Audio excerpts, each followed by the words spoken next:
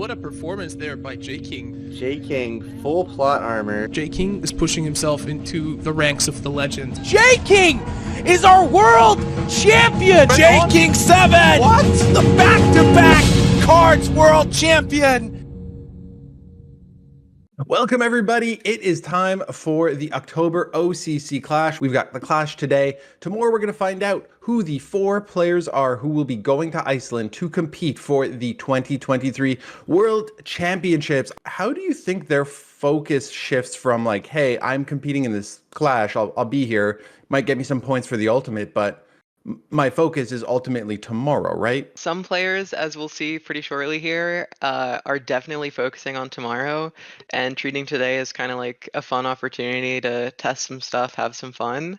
And some people are taking this really seriously. What about you, Berto? You're close with JKing. I might have some insight into his thoughts around what exactly he's going to be doing today. And when we see his deck lists, it'll probably make a little bit more or less sense, depending on your perspective. JKing's definitely going for the shenanigans route today and the all serious tomorrow, it seems, when you take a look at the deck lists. Our first quarterfinal here is JKing against Bezio. We talk about JKing just about every month. So 284 matches, 85% win rate, ready to compete tomorrow as well to defend his back-to-back World Championships.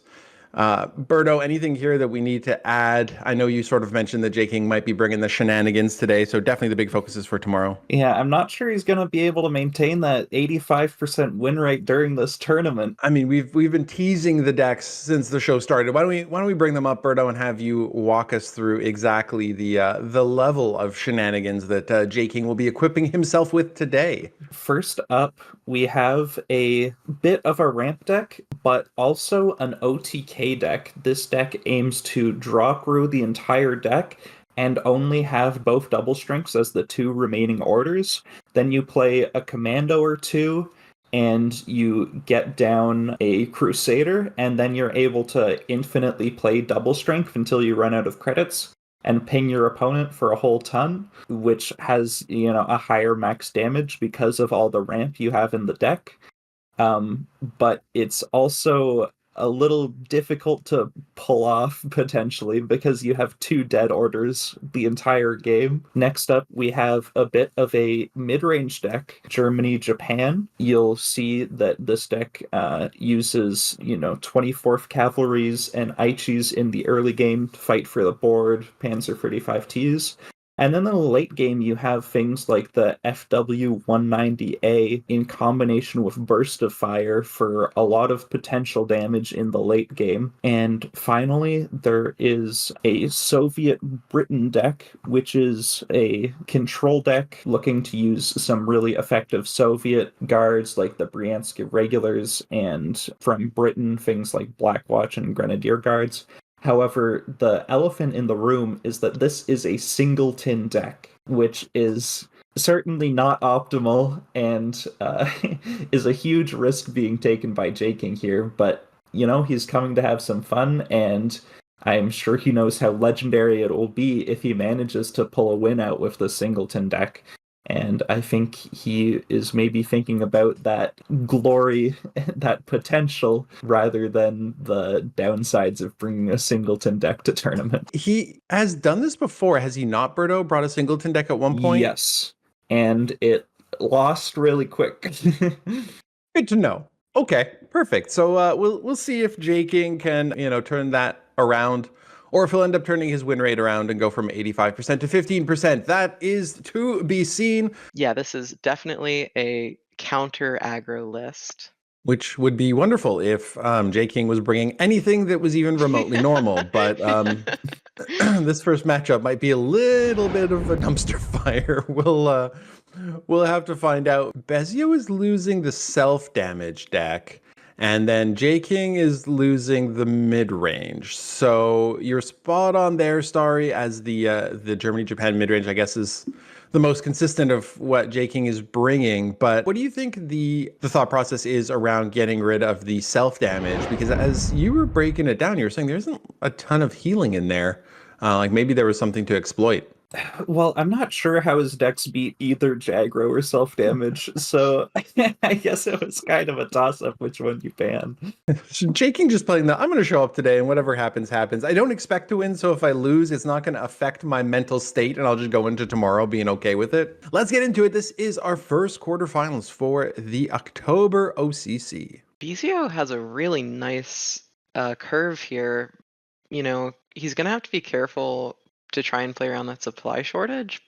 And Bezio's saying yes. He wants that Yeah. damage right away. Unfortunately, JKing has the fortification. And that is probably the worst draw JKing can find in his deck, because that card is not being played until the very end of this game. Yeah, well, that is kind of the risk that you take when you play a deck like JKing construct. Yeah, for sure.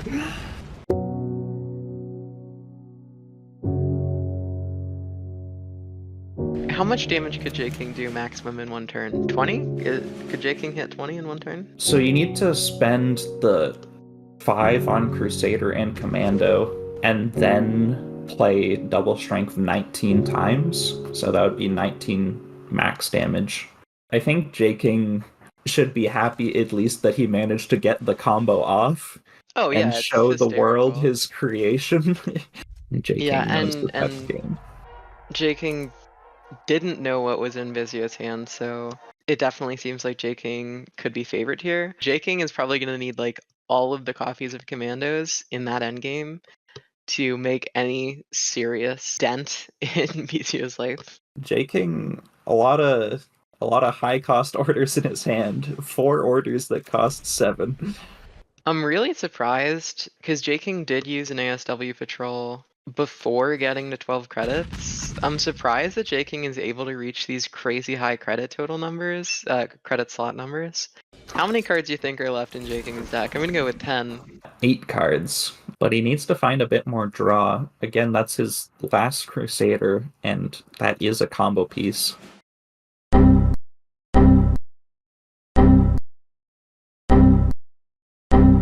JKing is facing down 12 damage this turn, which is super not ideal. So instead is opting for an earlier Commandos play. Yeah, I'm just seeing if he can go for it.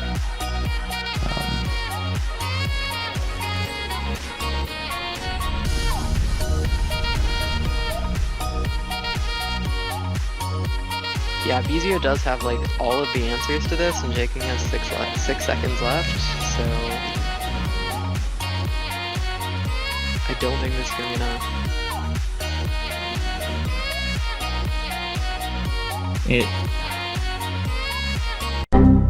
It depended how Oh, lucky he got on the no. double strengths. Okay, so in some part.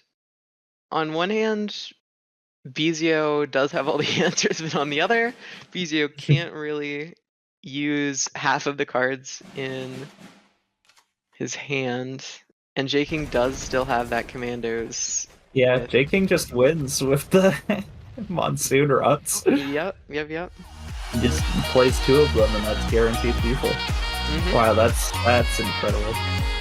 Wow. Double strength, new meta? That certainly was a match of cards. And now we're gonna see JKing's Singleton Soviet list go up against Bezio's cards list. And in many ways they're kind of similar. The main value you have in Soviets is from these elites. Bezio has a lot of defense on that HQ, but he doesn't have a lot else going for him. I do feel that JKing is at least somewhat favored in this matchup.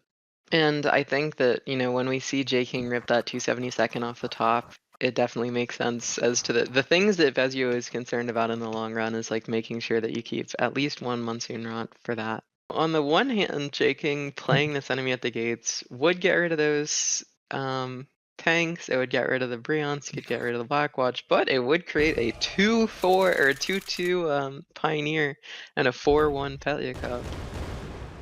Ooh, baby. I don't think Bezio really has enough Gret left in his deck here.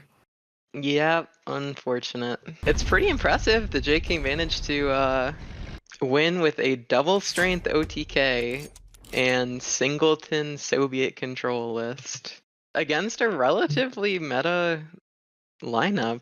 JKing nearly pulled off the double strength win against Jagro, which I was not expecting at all. And there we have it, JKing taking it 2-1.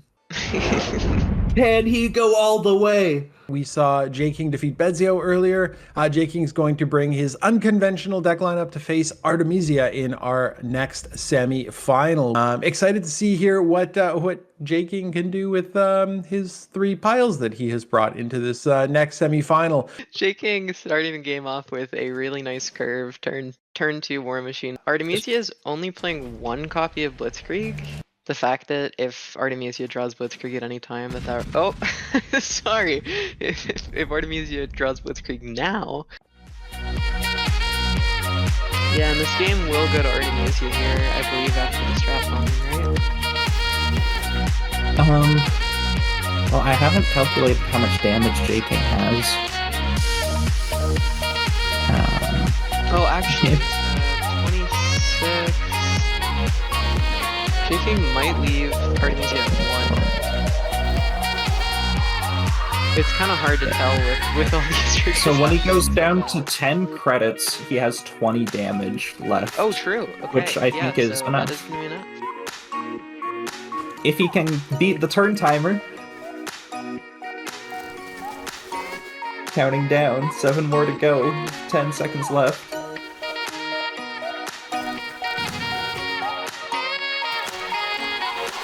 Oh, and it looks like If he has time to save CG. No, it looks like the timer stopped because JKing got it. Here's just Alright. Incredible.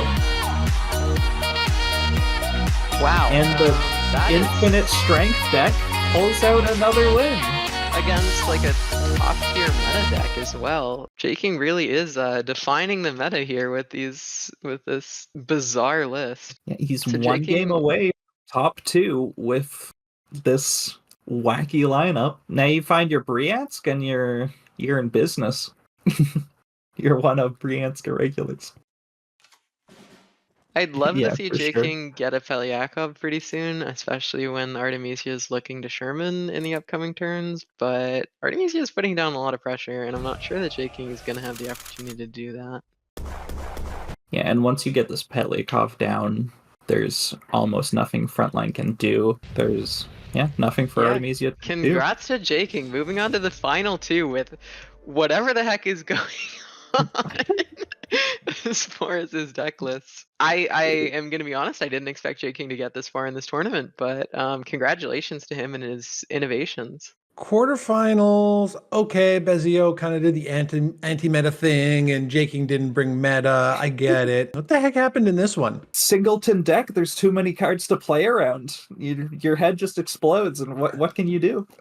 Well, JKing is going to the finals, which is not something that is unusual for us to say. However, he has not taken the traditional route. JKing and Xyloser, this is going to be a finals, I want to say for the ages, but who the heck knows? Personally, I think I'm going to say Xyloser 3-2 today. I know we've not really done the predictions as much, but I feel like Xyloser's decks against JKing specifically just have a slight edge.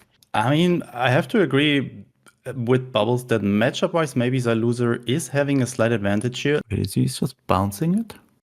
I don't know if I like just bouncing it. Did he forget? I don't think he forgot. I find it hard to believe he forgets that it retreats, but it's possible. I mean, it's a very odd line nonetheless. All of Xyloser's hand is affected by 2 credits now. This Blackwatch is just winning the game on its own. The good thing for Xyloser, JKing is only running 1 copy in it in his singleton Soviet deck here, but Oh, enemy at the gates. not That really. clears the Blackwatch, then you can heal up. Deadly Duty. Not what you need. But this bonus attack to JKing's army. Okay, that's the 1-0 lead now. Yeah, and you also get the +4 health when both of these die. Yeah, if we see a Whirlwind to the front line and the Neverwerver takes out one of these tanks, That keeps the Nebelwerfer alive. There's another mobile defense. Another Wirbelwind. To Same protect again. the Nebelwerfer, yeah. I feel like I've seen this one before. And there's another mobile defense to try and kill the Wirbelwind. This is the third one. So no Wirbelwind from JKing this time. Oh, but... oh my god. Eagle Claws top deck. Are you serious?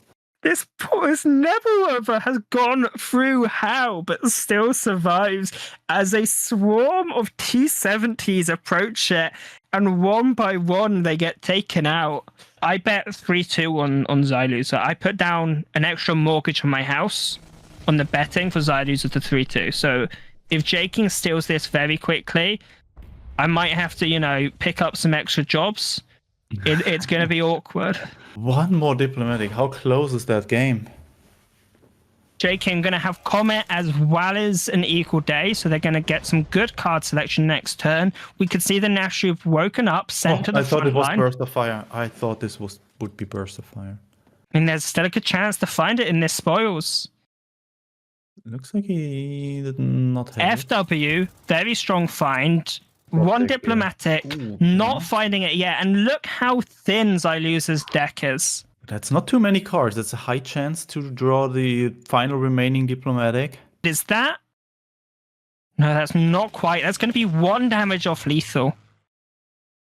And Xyloser is able to heal up. But the tick from the Yak is going to kill him. Oh yeah, the Yak. He's going down to 1, but the Yak kills him. The own Yak, no. Oh, JKing going 2-0 and making me eat my words with the 3-2 prediction. Xyloser very much against the wall. It's going to be really interesting. I think this Ultra is going to be a fairly important card to look out for. However, it is not in JKing's deck, so don't look out for it too hard because you won't see it. We may see Xyloser forced to go for a GPW. Because if JKing goes double fortification, I don't see how you're bringing this health total below 30. Expending a lot of healing. I would have been expecting him to be a little bit more conservative there. There's still 2 more fortifications in the deck. Ooh, the pass. No Great Periodic. I mean, you can also just heal back with the Great Periodic. But That's JKing found brave. another fortification. How is Xyloser ever going to win now? And the commando's in hand. Is JKing going to win on, what is this, turn 9? Xyloser. Xyloser, only 1 diplomatic at a shell left. Yeah. You need 1 diplomatic and a couple turns. You can't use all your sickles here. You need to save one of the sickles. Find an island defense. So you need diplomatic. If you're missing Imperial, you can replace that with double winter warfare, but you need this 4th diplomatic. And it could be the last card in the deck for all we know. Oh my god. So Xyloser has 6 cards in hand and is going to draw 4 cards next turn. However, hold on. He's got it. You attack with the fighter. JKing has to pin the fighter or he's dead. Oh, yeah. He doesn't pin the fighter. JKing's dead. That's it. You're correct. Don't miss this, Xyloser. Don't miss this. You've got it right now. Go GP. Wait, no, it's 4 damage. You don't have it. The missing damage, yeah, from the 4th diplomatic. There's the diplomatic. There it is. JKing needs to win next turn. And I don't see that happening. I'm going to be honest. I don't see that happening. Is he going all in? I doubt he's going all in. No, putting 2 commandos down. And probably hoping that Xyloser doesn't have it. But that's going to be Xyloser's game. Finally finding the match they need with this Soviet deck. JKing not finding the ramp early enough. If he would have found more of these ASW patrols or the finest hour, then would have had made more credits and could have maybe won with the Crusader and just the plain amount of orders earlier. But now Xyloser is just showing what this combo is able to do. Yeah. There we go. 50 damage in 1 turn. This is going to take a while. I hope you didn't have plans, Swoos. I'm not sure if JKing's combo is able to do, because it cannot really reset the health. If Xyloser is healing up to 40 here, I think there's just not enough time for JKing to do the combo. Yeah, but on the other hand, Xyloser also has to deal with JKing's 50 health. Until you know you're not going to overdraw your win cons, you cannot get away with playing this Commonwealth. If you've got Crusaders and double strength in hand, then sure. But right now, it's just a little bit risky. So how is Yes. JKing getting rid of this land lease later on? It doesn't matter. You just keep it in hand. Why do you have to get rid of it? Otherwise, you can't do the combo with the double strength, right? You just risk to shuttle the land lease back. Shoot, that's true. 5 cards in JKing's deck, 4 cards in Xyloser. Xyloser will not reach Commonwealth. It's not possible for them to get the health total they need to play the Commonwealth anymore. Xyloser is very much all in on this board right now. I think this is JKing's game, winning an OCC with a double strength deck. Just imagine. Double strength nerf when?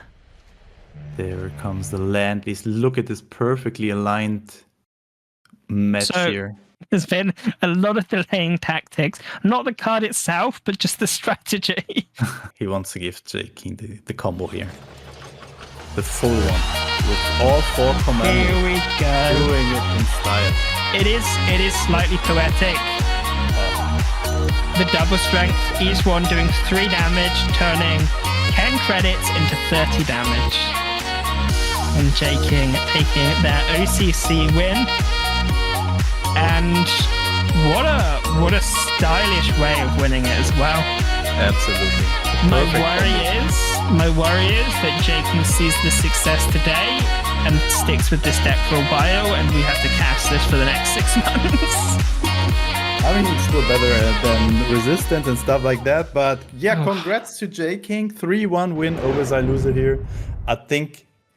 I'm not sure if JKing expected to win with this lineup today, but I think everybody just got surprised by this and did not really have any good answers. And yeah, that's a very impressive win for JKing today. La-dee-ya-da-dee-doo.